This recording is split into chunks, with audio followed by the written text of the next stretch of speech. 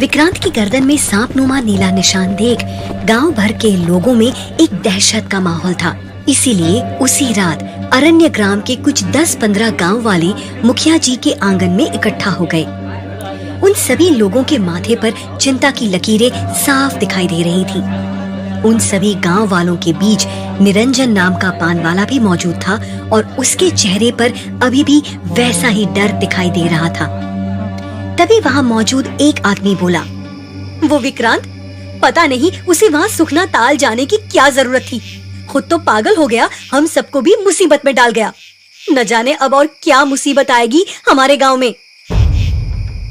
तभी मुखिया जी गंभीर स्वर में बोले, अभी कल ही तो आचार्य जी की मृत्यु हुई है और उनकी मृत्यु होते ही इतने बरसों के बाद फिर से वही सांपनुमा नीला निशान उस विक्रांत पर दिखना, मतलब पूरे गांव पर फिर से वही संकट आने वाला है।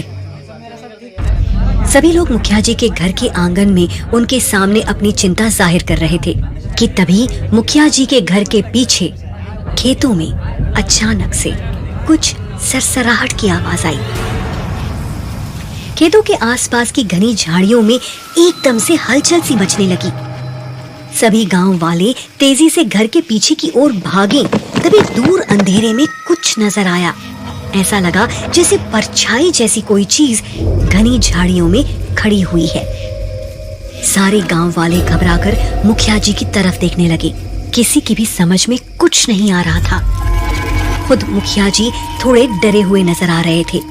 तभी क्रांति ने फुसफुसाते हुए सभी गांव वालों को चेतावनी दी, कोई अपनी जगह से मत हिलना। ये कहते ही वो अपने कुछ साथियों को लेकर घनी झाड़ियों की तरफ धीरे धीरे बढ़ने लगा। उसके हाथ में एक जलती हुई मशाल थी। इधर सभी गांव वाले भी डरे सहमे अपनी सांस रोककर खड़े थे। दहशत की वजह से उनके हाथ पैर कँपकँपा रहे थे। तभी मशाल की रोशनी में उन्होंने देखा कि परछाई जैसी चीज दरअसल एक औरत थी।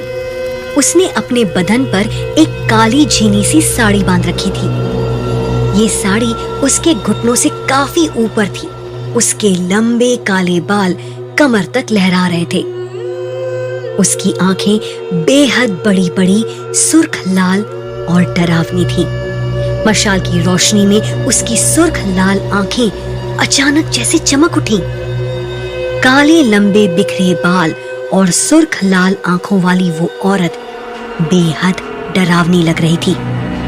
उसके आते ही वहां का माहौल बदल गया। चारों तरफ तेज हवाएं चलने लगी, बादल गरजने लगे, बिजली कड़कने लगी और जोरदार बारिश होने लगी।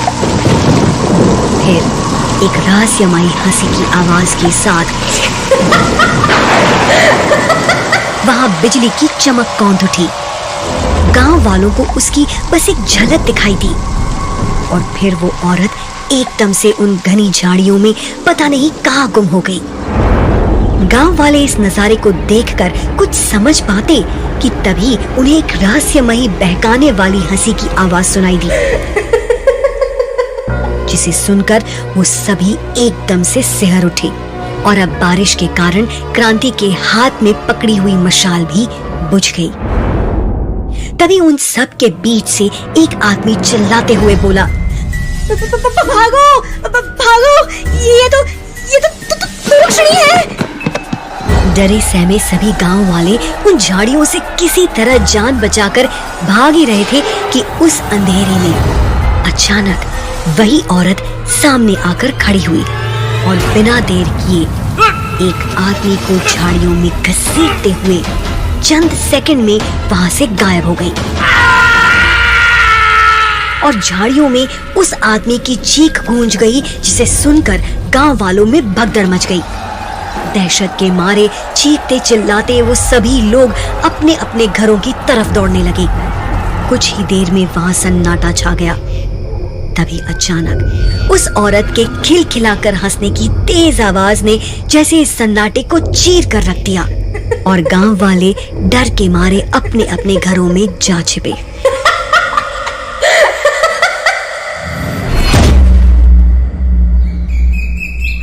अगली सुबह गांव वाले डरे सहमे मुखिया जी के घर के बाहर इकट्ठा हुए।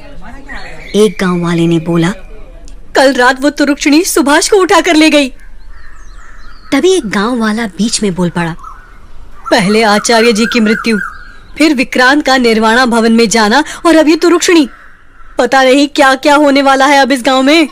तभी दूसरे गांव वाले ने कहा, इस तुरुक्षणी का कहर तो कई साल पहले ही शुरू हुआ था और जब मोहिनी जी आचार्य जी के शरण में आई थी तब उन्होंने ही तुरुक्षणी का नाश कर दिया था और वो सांप नुमा नीले निशान वाले आदमी भी मिलना बंद हो गए थे। यही तो उनका हम पर पहला उपकार था। फिर ये अचानक दोबारा कैसे आ गई? वो आदमी ये बातें बोले ही जा रहा था कि तभी एक और आदमी ने कहा, उपकार तो था, पर इसके साथ ही मोहिनी जी ने ये भी घोषणा की थी कि उस भवन और सुखना ताल के आसपास शाम को पुरुषों का जाना मना है और विक्रांत ने इसी मुख्य नियम को तोड़ दिया। कहीं इसीलिए तो तुरुक्षणी का कहर हम पर नहीं टूट पड़ा एक बार फिर से। सब आपस में इन बातों को दोहराए जा रहे थे कि तभी क्रांति मुखिया जी के घर में दाखिल हुआ। उसे देखते ही लड़खड़ाई आवाज में मुखिया जी ने फौरन कहा, क्रांति, क्या हुआ? तुम्हें सुभाष और वो आदमी विक्रांत कहीं मिले क्या? क्रांति गांव के रसूखदार लोगों में से था। मुखिया जी की बात सुनकर क्रांति ने बहुत ही निराशा के साथ बोला, आपके कहने पर मैं अपने 4-5 साथियों के साथ उस विक्रांत को ढूंढने गया। हमने जंगल का चप्पा चप्पा छान मारा मुखिया जी, लेकिन वो हमें कहीं नहीं मिला, बल्कि उसके साथ उसके 2 दोस्तों का भी कहीं अता पता नहीं मिला। भगवान जाने वो भाग गए या वो भी तुरुक्षणी की भेंट चढ़ गए। ये कहते कहते क्रांति ने अपनी जेब में से एक बड़ा सा संदेश पत्र निकाला और उसे मुखिया जी को दिखाते हुए बोला, मोहिनी जी का संदेश है ये, हम गांव वालों के नाम, जो मुझे वहीं मिला जहां कल विक्रांत दिखाई दिया था। क्रांति की इस बात से वहां एकदम सन्नाटा छा गया। सभी गांव वालों को जैसे कोई सांप सूंघ गया हो। उनके चेहरों पर दहशत के भाव दिखाई देने लगे। डरे हुए स्वर में क्रांति ने संदेश पढ़ना शुरू किया। अरण्य ग्राम के वासियों, भवन की विषानियों को स्नान करते देखना एक बहुत बड़ा पाप है और उस लड़के ने यही पाप किया है।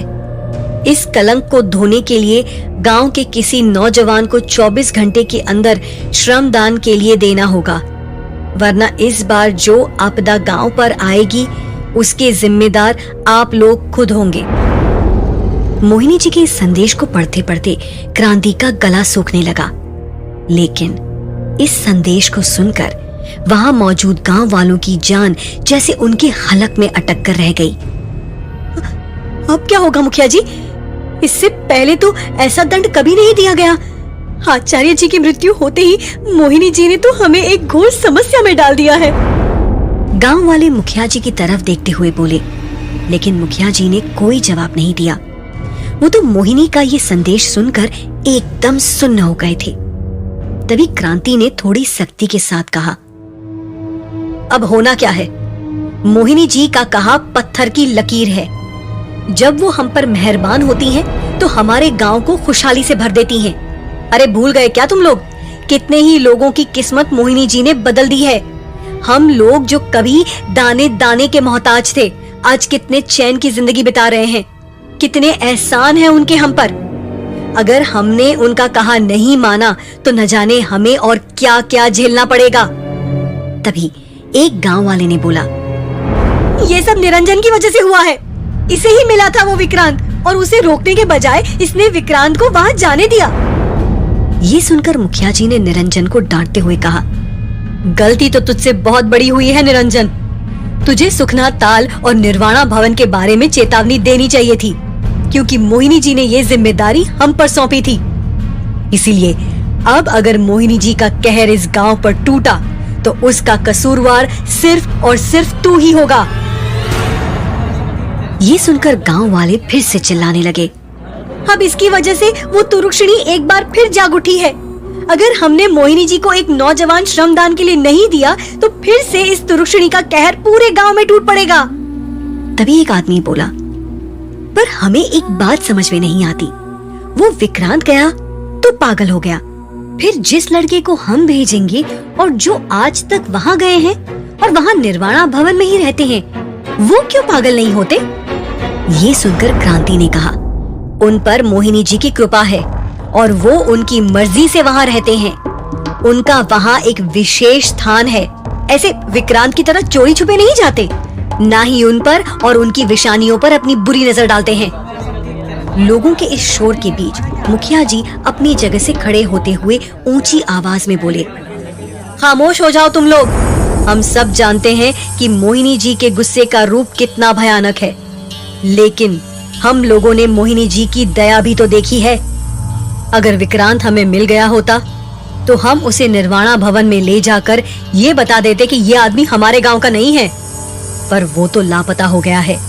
फिर भी हम लोग एक बार मोहिनी जी से बात करेंगे, उनसे दया की भीख मांगेंगे कि वो तुरुक्षिणी को शांत कर दें। लेकिन मुखिया जी की बात पूरी होने से पहले ही क्रांति की तेज आवाज वहाँ पर गूंजी, अब मोहिनी जी से दया की उम्मीद मत करिए मुखिया जी, नियम तो हमने तोड़े हैं। क्रांति की ये बात सुनकर कुछ लोग उसका समर्थन करते हुए बोले, तुम ठीक कह रहे हो क्रांति, उन्होंने हमें और हमारे इस गांव को बहुत कुछ दिया है, तो अब हमें भी मोहिनी जी की मांग को पूरा करना ही होगा।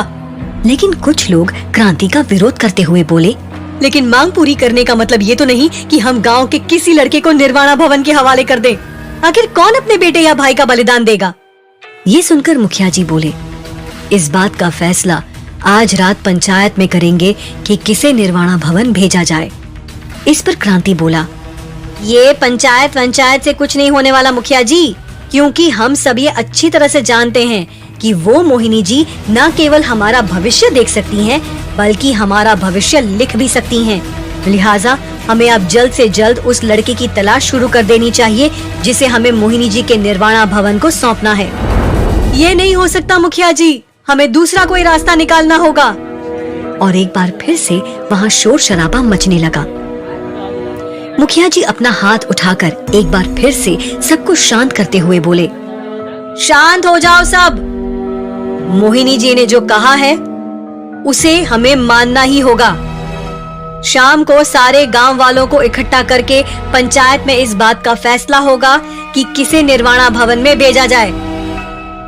मुखिया जी की इस आखिरी बात को सुन सभी लोग वहां से एक एक कर जाने लगे।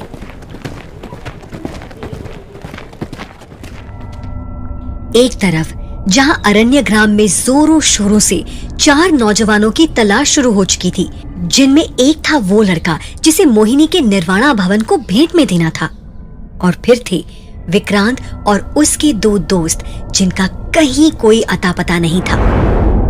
वहीं दूसरी तरफ एक ऐसा नौजवान भी था जो इस वक्त खुद के हाथों अपनी जान की भेंट देने को तैयार खड़ा था।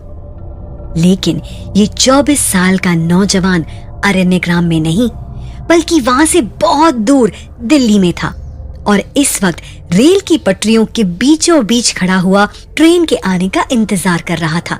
यानी साफ साफ लफ्जों में कहा जाए तो ये नौजवान यहाँ सुसाइड करने आया था। ट्रेन की पटरियों के बीचों बीच खड़ा वो खुद ही बड़बड़ाया जा रहा था, बेटा रुद्र, बस अब इस जालिम दुनिया को हमेशा के लिए बाय बाय बोल दे। यहाँ किसी ने तेरी कोई कदर नहीं की। हर बार सिर्फ और सिर्फ रिजेक्शन के अलावा कुछ हासिल नहीं हुआ है तुझे। अब बस यही एक ऑप्शन है तेरे सामने, मौत को गले लगा ले, क्योंकि मौत तुझे कभी रिजेक्ट नहीं करेगी। रुद्र नाम का ये नौजवान ट्रेन की पटरी पर सचमुच अपनी बाहें फैलाकर ऐसे खड़ा हो गया जिसे मौत को गले लगाने वाली कहावत को एकदम सच साबित कर देना चाहता हो। पर अचानक उसके मन में कुछ कौंधा और वो खुद से बोल पड़ा, बेटा रुद्र, ऐसे यूं ही चुपचाप अपनी जान देना तो बेवकूफी होगी ना। तुझे कम से कम दुनिया वालों को सोशल मीडिया पर एक आखिरी मैसेज तो जरूर देना चाहिए, ताकि उन सबको तेरी सच्चाई तो पता चले। ये ख्याल आते ही रुद्र ने तेजी से अपने फोन का कैमरा ऑन किया और खुद की वीडियो बनाने लगा। हेलो गाइस, मैं रुद्र, एक सच्चा और ईमानदार रिपोर्टर जिसने न जाने कितने ही छोटे बड़े क्राइम्स के पीछे की सच्चाई पर से पर्दा उठाने की कोशिश की, लेकिन हर बार मेरी उस कोशिश को दबा दिया गया। किसी भी मीडिया हाउस ने मेरी उन रिपोर्ट्स को पब्लिश नहीं किया। न्यूज चैनल वालों ने उन्हें रिजेक्ट कर दिया, ये कहकर कि मेरी ये सब स्टोरीज, मेरी ये सब इन्वेस्टिगेशंस कचरे के डब्बे में फेंकने लायक है। इसीलिए इन बार बार की नाकामयाबियों ने मुझे बुरी तरह से तोड़ कर रख दिया है, और ऐसी टूटी हुई जिंदगी जीने से बेहतर है कि मैं खुद ही इस जिंदगी को खत्म कर डालूं। रुद्र की बात पूरी नहीं हुई थी, वो कुछ और भी कहना चाहता था। तभी उसके फोन पर एक अननोन नंबर से मैसेज आया। रुद्र का ध्यान एकाएक मैसेज पर गया। ये एक वीडियो मैसेज था। रुद्र ने जब इस वीडियो क्लिप को प्ले किया तो उसे थोड़ा अजीब महसूस हुआ, क्योंकि उस वीडियो में एक आदमी की गर्दन पर एक अजीब सा नीला निशान बना हुआ था। वो एक सुनसान रास्ते पर अकेला चला जा रहा था। उसे देखकर महसूस किया जा सकता था कि उसकी हालत बहुत खराब है। बेसुध सा वो आदमी बस एक ही शब्द बड़बड़ाए जा रहा था, मोहिनी, मोहिनी। वीडियो बस कुछ ही सेकंड्स का था, जिसे देखकर रुद्र कुछ समझ नहीं पाया। तभी रुद्र के व्हाट्सएप पर एक और मैसेज आया, जिसमें लिखा था, अपनी किस्मत बदलना चाहते हो? अगर हाँ, तो क्या इस वीडियो के रहस्य का पता लगा पाओगे तुम? ये मैसेज देखते ही रुद्र ने तेजी से उस नंबर पर फोन लगाया जिससे वो मैसेज आया था। तो उसे ऑटो जनरेटेड आवाज में मैसेज सुनाई दिया, ये नंबर नेटवर्क। रुद्र तेजी से दोबारा नंबर ट्राई कर ही रहा था कि तभी रुद्र को ट्रेन की आवाज सुनाई दी। रुद्र ने देखा कि फुल स्पीड में दौड़ती हुई ट्रेन उसी की तरफ चली आ रही है, और वो भी बहुत कम फासले पर। इसे देखकर रुद्र के रोंगटे खड़े हो गए और उसे अचानक याद आया कि वो इस वक्त ट्रेन की पटरियों के बीचों बीच खड़ा हुआ है। उसने फौरन एक तरफ छलांग लगा दी और तेजी से दूसरी ओर कूद गया। हालांकि इस आपाधापी में उसके हाथ से फोन वहीं छूट गया और धड़धड़ाती हुई ट्रेन रुद्र के सामने से उसके फोन पर से गुजर गई। अपनी जगह पर खड़ा हुआ रुद्र फटी फटी आंखों से ये देखता रहा और मन ही मन सोचने लगा, अगर एक पल की भी देरी हो जाती तो मैं इस दुनिया में नहीं होता। हे ईश्वर, बचा लिया तूने। ट्रेन गुजर जाने के बाद वो तेजी से फोन की ओर लपका तो देखा कि फोन बुरी तरह चकनाचूर हो चुका था। फोन को हाथ में लिए वो झल्लाते हुए बोला, शिट यार, आज का दिन ही खराब है। पता नहीं किसने वो मैसेज भेजा था, कौन है मोहिनी और क्या है उस निशान वाले लड़के का राज? क्या करूं अब, कैसे पता करूं? कौन थी तुरुक्षणी और किसने भेजा था रुद्र को वो वीडियो, और क्या थी भेजने वाले की मंशा? जानने के लिए सुने कहानी का अगला अंश सिर्फ पॉकेट FM ऐप पर।